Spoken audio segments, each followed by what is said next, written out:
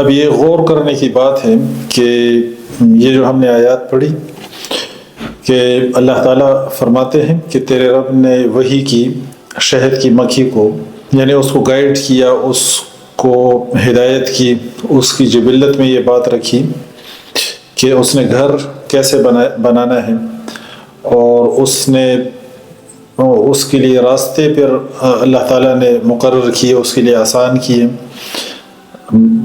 کہ پھولوں میں سے رس چوسنا ہے اور پھر واپس بغیر کسی غلطی کے اپنے ہی چھتے میں جانا ہے، اور جو اس کا وظیفہ ہے، جو فنکشن ہے، وہ کرنا ہے۔ پھر اس کے گھر کا جو اتنے انجینئرڈ طریقے سے پھر اس کے چھتے کے جو ڈفرنٹ خانے ہیں، ان کی جو شیپ ہے سب کی ایک جیسی ہے، پھر ان کی جو اسپیسیفک ایک لینتھ ہے، پھر اس کے اندر شہد کا سٹور ہونا، پھر اس کی جو پروٹیکشن کیسے کرنی ہے، یہ جتنی بھی چیزیں ہیں۔ اب یہ چیزیں غور کرنے کی ہیں کہ اللہ تعالیٰ فرماتے ہیں کہ تیرے رب نے یہ سب کچھ کیا، یہ سارا اس کو گائیڈ کیا، اس کی کنسٹرکشن کہاں پہ کرنی ہے اور کیسے کرنی ہے، اور پھر یہ رس کو چوسنا اور پھر اپنے چھتے کی طرف جانا، اور جتنے بھی اس کا یہ فنکشن ہے، جتنے اس کا یہ وظیفہ ہے، یہ اللہ تعالیٰ نے قرآن نے بیان کیا کہ اللہ نے اس کو سکھایا اور اس کی طبیعت میں اس کو ودیت کیا، اس کی جبلت میں اس کو ڈالا۔ تو اب یہاں پہ یہ کتنی مخلوق ہے شہد کی مکھی، جس کے بارے میں اللہ تعالیٰ یہ سارا کچھ بیان فرماتے ہیں۔ تو اب جو لوگ کہتے ہیں کہ انسان کو تخلیق کیا گیا ہے، ہاں جانوروں میں اور دوسری چیزوں میں جو ہے نا ایوالوشن ہو سکتی ہے، تو پھر یہاں پہ ہم پوچھتے ہیں کہ شہد کی مکھی ایوالوشن سے نکل آئی اور اس کے بعد رب نے اس کو سمجھانا شروع کیا، یا یہ لوگ کیا کہنا چاہتے ہیں؟ تو جو لوگ یہ بات کرتے ہیں کہ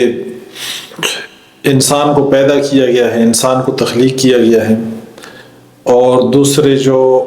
جانور ہے ان میں ایوالوشن ہو سکتی ہے، ان میں ایوالوشن پاسبل ہے، تو یہاں پر تو ایک ایک بات بیان ہو رہی ہے کہ ان کو سب کچھ سکھایا جا رہا ہے، تو پھر آپ لوگ کیا جتلانا چاہتے ہیں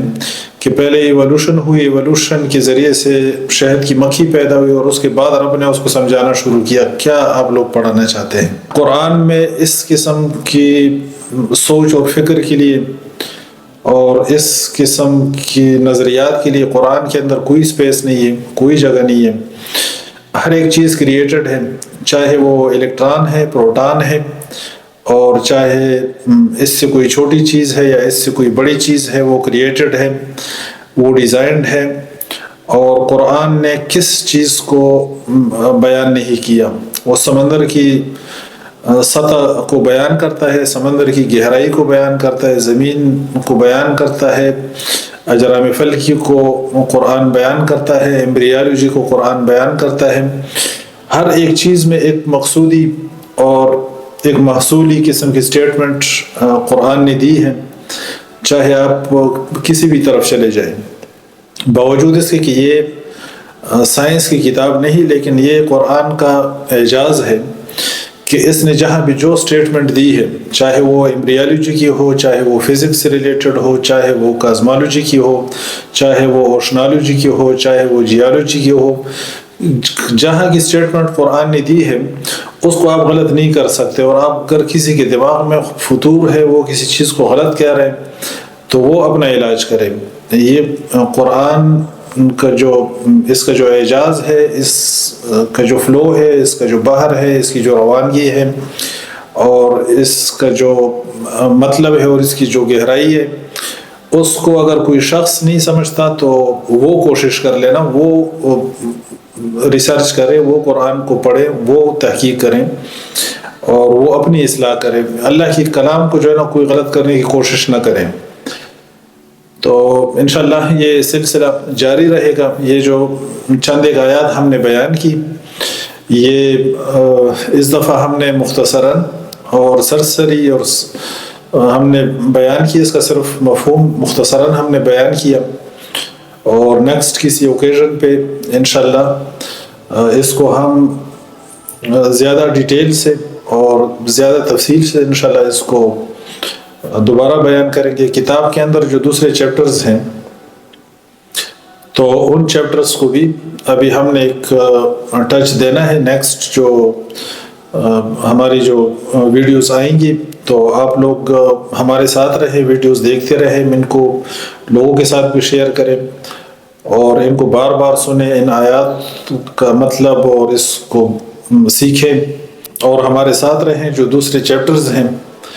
تو وہ چیپٹرز بھی ابھی انشاءاللہ نیکسٹ جو ویڈیوز آئیں گی تو اس میں جو دوسرے چیپٹرز ہیں